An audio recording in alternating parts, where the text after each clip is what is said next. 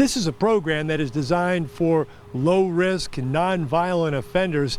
And typically, if they got convicted of a crime, even on that lower end of the spectrum, they would go out into the community for school or work, but oftentimes would have to come back to the physical jail to spend nights and sometimes weekends.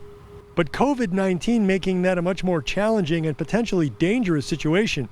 But the pandemic also bringing Davis County some federal CARES Act money, and the sheriff's office using some of it to start this ankle monitor release program.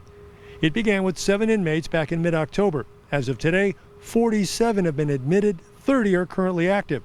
And Sergeant Ron Rose says by the end of this week, it'll be 7 out of 10 inmates who went into the program and successfully completed it without any further violations.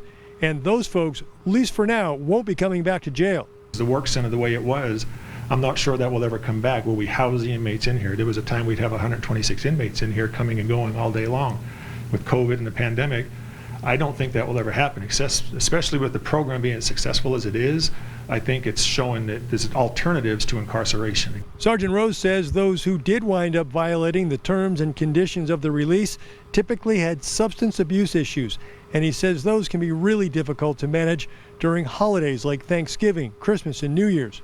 He says the federal CARES Act money allowed them to buy the physical ankle monitors, dozens of them, along with 4 laptops. And that allows the deputies to keep a very close eye on the offenders within a few feet of where they are physically. It allows the deputies to check in with and to check on these offenders to make sure they're on the straight and narrow and to help them successfully complete this program. In Davis County, Scott McCain, Fox 13 News.